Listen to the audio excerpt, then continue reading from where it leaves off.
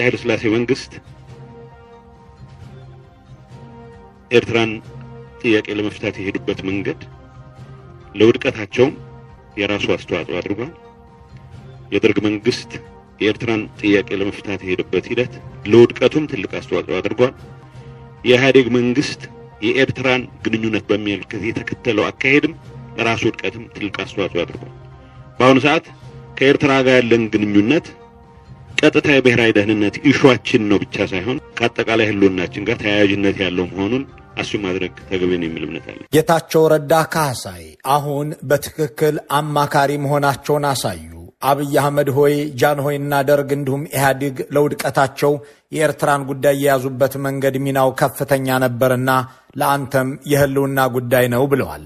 ኤርትራን ፌዴሬሽን አፍርሰው አንድ ጠቅላይ ግዛት ያደረጉት ንጉሱም ኤርትራን በክፍለ ሀገርነት ጠርቶ 17 ዓመት የተዋጋው ደርግም እስኪ አገር ሆናችሁ በመልካም ጉርብትና እንሞክር ያለው ኢህአዴግም ኤርትራን በተመለከተ የተከተሉት ፖሊሲ በሻቢያ ልሂቃን ሳይወደድ የ4 ኪሎ መንግስታትን ለውድቀት ዳርጓል።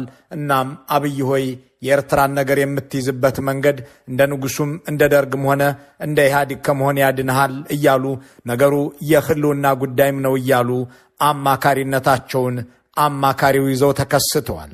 ለጌታው እስትንፋስ ለመቀጠል እንደሚጥር ምንዝር አቶ ጌታቸው በትክክል የምክሩን የማዕዘን ድንጋይ ያገኙት ይመስላል።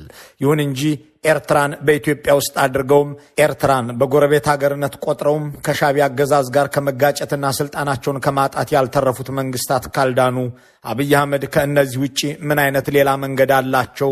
ምንስ ሊከተሉ ይገባል? የሚለውን አማካሪው አልጠቆሟቸውም። እንዳም ሆኖ አብይ አህመድ በስልጣናቸው ለመክረም ኤርትራን እንዴት እንደሚገለገሉ ለማሳየት የጌታቸውን ምክር 8 ዓመት አልጠበቁም። የኦህዴዶች አለቃ እንደ ቀደሙት መንግስታት ለኢትዮጵያ ክብርና ሰላም ሲሉ ከኤርትራና ሻቢያ ጋር በመጋጨት ሳይሆን ራሱን ሻቢያን በመጠቀም ስልጣናቸውን ያተረፉ ከጌታቸው ረዳና የቀድሞ ጓዶቻቸው ጥቃት በኢሳያስ አፈወርቂ ድጋፍ የዳኑ በመሆን አብይ አህመድ ከኢትዮጵያ መንግስታት መሪዎች ሁሉ ኢትዮጵያን በመጠቀም ረገድ ይለያሉ። የቀደሙት መንግስታት የኤርትራን ጥያቄ ያስተናገዱበት መንገድ ለውድቀታቸው ምክንያት ነው የሚለው እውነት ቢሆንም የአብይ አህመድ አገዛዝ ግን በተቃራኒው ለስልጣኑ መጽናት ኤርትራን ይዞ መዋጋቱ ትልቅ ሚና ነበረው። ይህንንም አምነው ተግብረዋል የሚለውን ለመናገር የዘንድሮ ጌታቸው የተቀመጡበት ወንበር አይፈቅድም።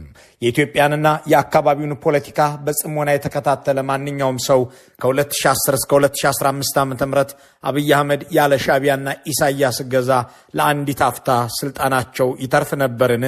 በዚያን ሰሞን ጌታቸው ይነግሩን የነበረውስ አብይ አህመድ ከኢሳያስ ጋር ሆኖ ኢትዮጵያን እያፈረሰ ነው የሚለውን አልነበረምን?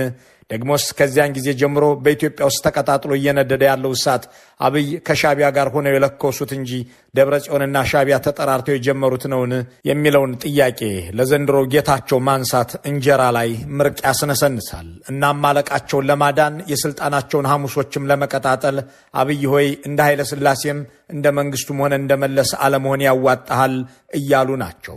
ሶስቱ መሪዎች ከተከተሉት መንገድ ውጪ ያለ አማራጭ ስለመኖሩ አሁንም አልተናገሩም። የኢትዮጵያ መንግስታት ሁሉ ኤርትራንና ሻቢያን ያስተናገዱበት መንገድ ልክ አለመሆኑን የሚጠቅሱት አቶ ጌታቸው የቀደሙት መንግስታት አገራቸውን ከሻቢያ ለማዳን መዋጋታቸውን፣ አብይ አህመድ ግን ሻቢያን ይዘው ኢትዮጵያን መውጋታቸውንና ኢትዮጵያውያንን መድፈራቸውን፣ የኢትዮጵያን ንብረት ማዘረፋቸውን፣ አሁን ላለችበት መቀመቅ ማድረሳቸውን አይናገሩም። ይልቁንም የቀድሞ ድርጅታቸውን ታሪክ እያወገዙ ከሻቢያ ጋር ስላለውም ግንኙነት ሲያነሱ ለአዲሶቹ አለቆቻቸው ጆሮ የሚመች ነገርን ይጠቃቅሳሉ። አለቆቻቸው ዕውቀት በብዙ እንደምትርቃቸው መጽሐፍ እንኳን አንብብ ቢሉ መግቢያው ላይ እልባት አድርገው እንደሚያስቀምጡ አሳምረው የሚያውቁት ጌታቸው ለሚያማክሯቸው ግን ለማይመከሩት ጌቶች የምትጥም ነገር ለማስቀመጥ ብለው እውነትንና ትርክትን ያቀላቅላሉ። ለአብነት እንደሚከተለው ኤርትራና በኤርትራ ኃይሎችና በህወሓት መካከል ያለው ግንኙነት የፍቅርና የጠብ የሚመስል ግንኙነት ነው። የጋራ ዓላማ አለን ባሉበት ሰዓት ተባብሮ ይሰራሉ። አንዱ የዛኛውን ዓላማ ሊጋፋ በሚሞክርበት ሰዓት ወደ ጠብ even በትጥቅ ትግል ጊዜ ተመሳሳይ የጠቡም የግጭቱም ጥልቀት መጠን ይለያይ ይሆናል እንጂ